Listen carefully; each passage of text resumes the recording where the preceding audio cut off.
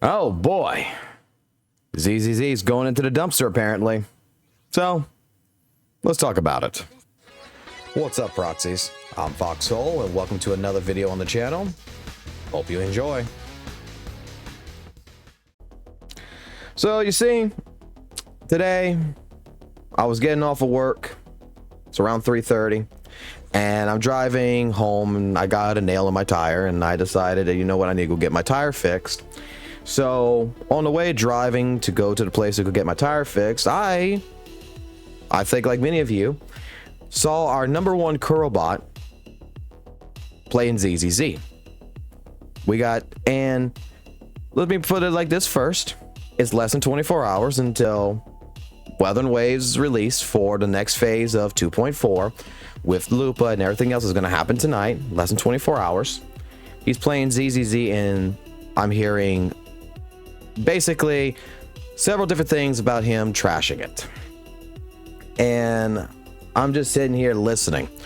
Somehow, with Degent King's video about hypocrisy that he was supposed to watch, went from to this video to Mr. Poke talking about how Poke can't, you know, survive unless he's playing a Honkai Star Rail, and then moving on to Z.Z.Z for some reason, and then goes play Critical Node, the 7th floor, and is complaining about getting a best time with the Miyabi, Bernice, and Lucy on his team at 1 minute and 55 seconds. Which, to me, as a person who is not really playing sweaty either right now, who's not really learning like mono ice teams or different things, that's just having fun, that sounds like a really, really good time. 1 minute and 55 seconds for the first clear. Sounds basically to me, good job.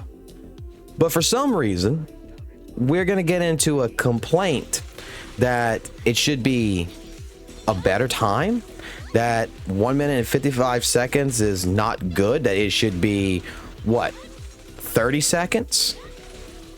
I don't know.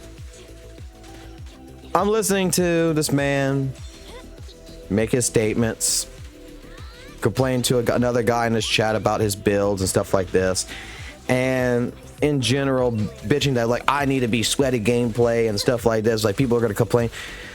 Dude, to me the problem here is not your build, it's not your play style, is your expectations. I made this statement on the live stream, and I think I kind of made this, I did not make this statement really in the last video when I talked about, you know, my 1 month review on Z.Z.Z, but I'll say it like this. Expectations in Weather and Waves is that Weather and Waves gives you all the tools and pretty much encourages you to burst down enemies, burst down bosses as fast as possible, to where you can achieve defeating tactical hologram bosses at level 90, level 100 in relatively under a minute, because you're not fighting against boss mechanics. Z.Z.Z, there's more death in the enemies, not particularly just a team, but in the enemies themselves that you have to fight against mechanics. With your parrying, with your dodging, with impairing enemies, with basically the miasma shield, even HP inflation can be considered to a certain point a mechanic on a boss. These are different things that help make the fight more engaging and last a little bit longer, and makes the fight feel very rewarding. This is what I like about Z.Z.Z. Weather and Waves, while it still feels really good to play and it's a great game, the rewarding factor of Weather and Waves is, hey, I killed this tactical hologram, I beat this tower adversity in 20 seconds. Because that is what Weather and Waves, that's what Kuro Games is pushing. They're giving you the tools necessary and giving you all the burst damage you need to just burst through it. You're not going to have to sit there and wait 30 seconds for a boss to do its thing. You're not going to have to sit there and wait, you know, where the boss is going to have iframes, that it's going to be doing its thing. You're just going to be there, and you're going to be hitting a punching bag until the punching bag bursts. In Z.Z.Z, the punching bag that you're fighting is going to have every now and then something that's going to stop you from punching it, and you're going to have to be a little patient. And clearly, you know, I want to make this as a short little video and just express my point of view on this.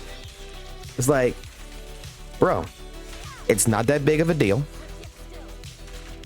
If you don't like Z.Z.Z, don't play Z.Z.Z. Play Weather and Waves. It's a good game. Trying to use Twitch statistics and all these analytical data and everything else, trend data, gotcha revenue and stuff like this, and try to incorporate it and try to say that, you know, Z.Z.Z 2.0 was a failure. Well, I'm going to put this in this video, and I'm going to actually make another video about this later, but I'll put this in this video for this ending part. Number one, when it comes to the revenue, Weather and Waves was a Lamborghini. Made 39 million. You're treating Z.Z.Z like it's a Honda Accord. It made 38 million against 2.4, against a very highly anticipated patch for Weather and Waves with a very highly anticipated character that's been built up since the beginning. You're just bragging that you won by a $1.3 million in the gotcha revenue. But if you really want to actually compare data, compare anniversary against anniversary, you made 25 million with Weather and Waves, and Z.Z.Z's anniversary cleared 38 million. That's a big difference between two anniversaries. Really big difference. When it comes down to it, Z.Z.Z compared to last year made an additional 7 million from its initial release back in 2024. Weather and Waves has also additionally made more money than what it did back in 2024. All this analytical data that you're trying to push is only proving one thing. The business model for both Weather and Waves and Z.Z.Z is working. That's it. And that both games are going to have a long, prosperous life, whether you're trying to rag on it or not.